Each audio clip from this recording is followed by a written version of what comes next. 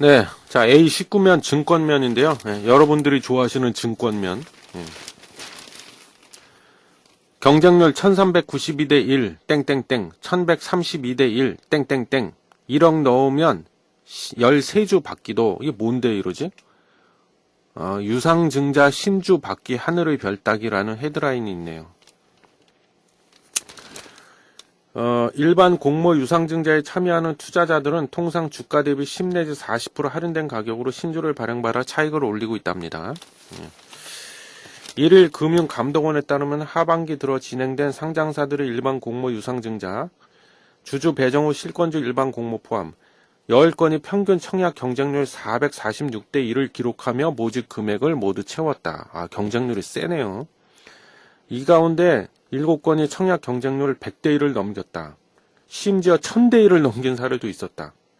지난 8월 집행된 자연과 환경의 주주 배정 후 실권주 20만 6,437주에 대한 일반 공모에는 2억 8,727만 950주가 청약해 1392대 1의 경쟁률을 기록했다. 청약 증거금은 1조 2,666억 원이 몰렸다. 어우, 세네요. 그 자연과 환경 참고로 그 아세요? 뭐 하는데? 이게 저기 그거야. 그 작년인가 재작년에 박근혜 대통령이 8월 달쯤에 광복절 즈음해가지고 뭐 DMZ에다 공원을 조성해보자 이렇게 이제 막 제안하고 그랬잖아. 북한에다가도 뭐 제안하고 뭐 이렇게 언론에서 막 인터뷰할 때 하고 그때 자연과 환경이 급등을 했었어 일시적으로. 왜 그러냐면 그쪽에 땅을 갖고 있다 이래가지고. 그죠? 그랬더니 이게 기업으로 내가 알고 있는데 여기서 유상증자 했나봐요. 했는데 경쟁률이 이렇게 세네. 일반 공모 유상증자에 참여했다고 해서 모두 수익을 내는 것은 아니다. 지난 7월 청약을 진행한 리젠의 신주 발행 가격은 할인율 18%를 적용받은 2,495원이었지만 현재 주가는 1일 종가 기준으로 1,930원이다. 많이 빠졌네. 이렇게 되면 할인받은 게 의미가 없어져 버리죠. 전문가들은 증자 규모 10억 이하 소액 공모 투자는 신중하게 판단할 것을 당부하고 있다. 왜냐하면요, 공모 기업이 증권 신고서 제출을 면제받기 때문에, 즉 공시 의미가 없다고, 공시를 안 해도 된다고. 그거 우리는 모르잖아. 면제받기 때문에 투자자들이 업황이나 회사 상황과 관련해 신고서에 기재되는 각종 투자 위험을 확인할 수가 없기 때문이다. 그래서 조심하라는 얘기예요. 예? 이게 이제 혹시 또 잘 모르시는 분이 계실까봐. 그 유상증자라는 말 뜻이 뭐예요? 유상, 돈 받고, 증자가 늘릴 증자, 자본금. 돈 받고 자본금을 늘린다고. 그 얘기는 뭐야? 주식수를 늘린다는 거죠. 주식회사에서 증자를 한다는 거는 그 자본금을 늘린다는 얘기인데 거기에 가장 대표적인 게 주식수를 늘려버리는 거죠. 응? 그리고 여기 뭐 신주를 발행했다. 이 말 신주라는 말이 있죠. 유상증자 신주 받기 하늘의 별 따기. 그러니까 이건 기존에 없던 주식을 새로 찍어서 그걸 돈 받고 판다 이렇게 이해하시면 돼요. 그러니까 주식수가 늘어날 거 아니야. 새로 주식을 찍어내니까, 새로 발행하니까. 그죠?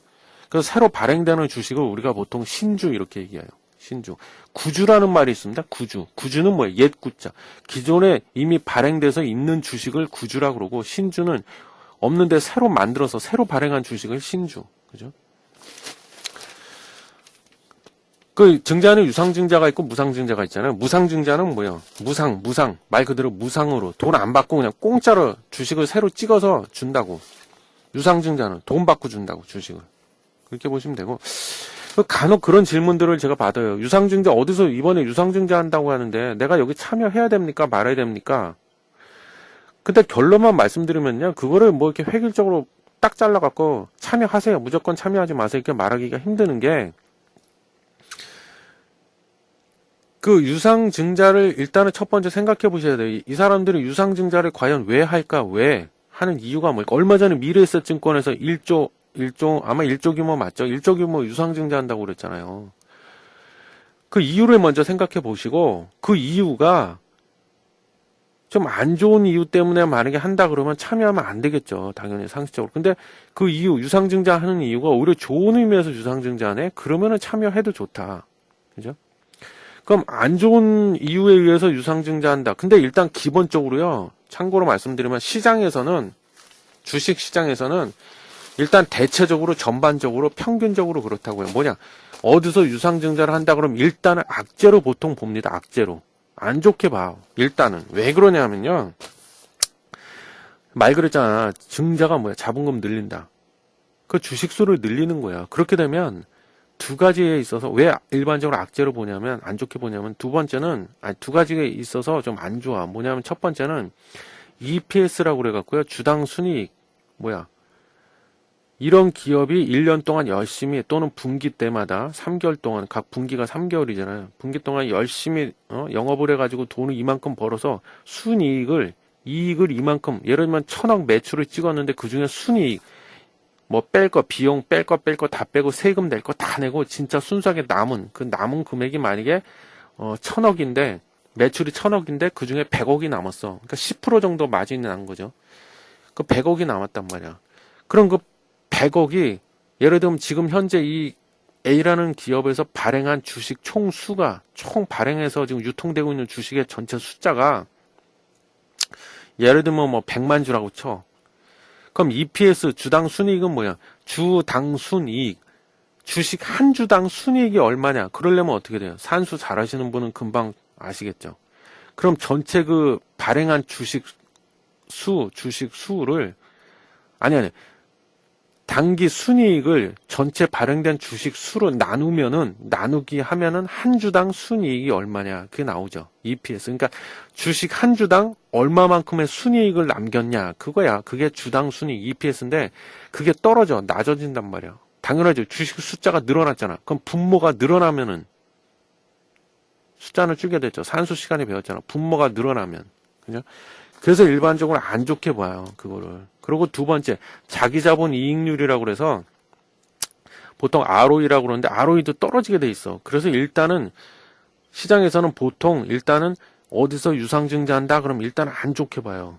그 두 가지 이유 때문에. 그리고 또 하나, 세 번째 이유는 뭐가 있냐면 100% 그렇다는 건 아니에요. 근데 거의 대부분이 유상증자를 하는 이유가 있을 거 아니야. 왜 돈 받고 새로 주식을 찍어서 나눠주겠습니까? 이유가 있어. 가장 큰 이유를 차지하는 게 뭐냐면 돈이 없어서 그럴 때가 많습니다. 보통 이제 유동성 부족, 유동성 위기에 빠졌다 그러는데 회사에 돈이 없는 거야.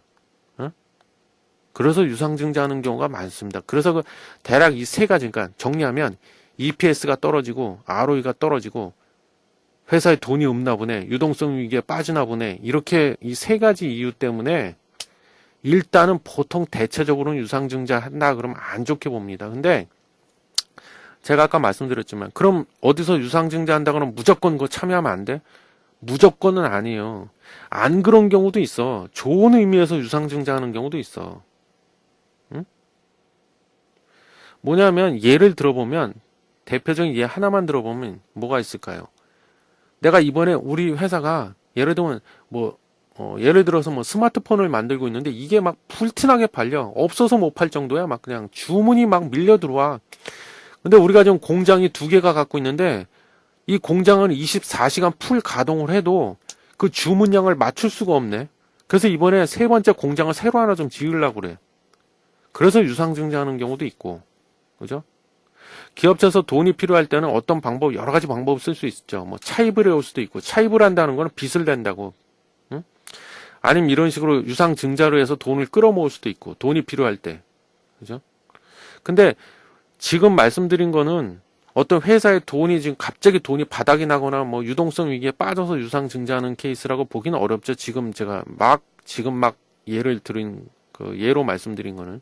근데 그렇더라고 하더라도 앞서 말씀드린 EPS하고 ROE가 떨어지는 거는 그거는 어쩔 수가 없어요. 그건 막을 수가 없어요. 그건 산술적으로 계산하는 거기 때문에. 그죠? 그래서 제가 여러분들이 항상 핵심을 보시고 맥을 짚으라는 게 그럼 지금 말씀드린 예를 들어서 공장을 이번에 새로 더 하나 지으려고 그래. 그 주문을 따라갈 수가 없어서. 그런 경우라면 일시적으로는 주가가 떨어질 수도 있어요. 일시적으로는. 왜? EPS하고 ROE가 떨어지니까. 일시적으로는 주가가 떨어질 수도 있는데 조금만 중장기적으로 시간이 조금만 흐르고 나서 보면은 주가가 오를 수 있다는 거죠. 그럼 그때는 역발상을 해서 남들은 저거 EPS하고 ROE가 떨어지니까 주가가 희석되니까 안 좋은 거야 하고 다들 등을 돌리고 안 살 때 나는 역발상을 해서 지금이 오히려 싸게 살 수 있겠구나 해서 참여할 수도 있다는 거죠. 예? 예, 그런 식으로 유상증자에 대해서는 좀 능동적으로 적극적으로 그때그때 사안에 따라 잘 보시고 이 핵심이 뭔가를 보시고 내가 참여할지 말지를 결정을 하시라는 거예요. 무조건 유상증자 한다고? 나 무조건 안 해. 저 악재네. 무조건 쳐다도 안 볼래. 너무 그러지는 마시라는 거예요. 예? 자, 그리고 기사 관련해서는 자, 팩트는 뭐예요? 유상증자 신주 받기가 하늘의 별 따기라. 이 기사 관련해서는 지금 심지어 뭐 어떤 거는 1억 딱 청약하면 꼴랑 13주밖에 못 받는 경우도 있다. 뭐 이런 거 1000대 1을 넘어가고 그러죠. 여기서 우리가 뭔가 또 흐름을 하나 또 잡아낼 수 있죠. 뭐요? 아까 말했던 것처럼 아까 그 저기 미래에셋 자산운용이 그죠? 사모펀드 조성해서 그 포시즌 호텔 그 거기 투자했다고 아까 제가 기사 그 털어드렸잖아요. 그때 제가 뭐라 그랬어요? 아, 투자할 마땅한 데가 없나 보네 이제. 좀 시중의 자금이 돈이 갈 곳을 잃었구나. 내 마음 갈 곳을 잃어처럼 그죠? 그걸 빨리 캐치하라고 그랬잖아요. 여기서도 마찬가지야. 왜 유상증자 이거 신주받기가 이렇게 힘들어? 경쟁률이 세. 그럼 왜 경쟁률이 세까? 사람들이 다 이쪽으로 몰리니까. 그거 왜 몰릴까? 다른 데 딱히 수익 낼 만한 데가 없어. 그러니까 이거 할인받은 거 잘만 해서 싸게 사갖고 유상증자 청약해서 그 신주 받은 다음에 잽싸게 팔아버리면 앉은 자리에서 돈 버는 거잖아. 그러니까 이런데 단기만 보고 이렇게 몰리는 거예요. 어?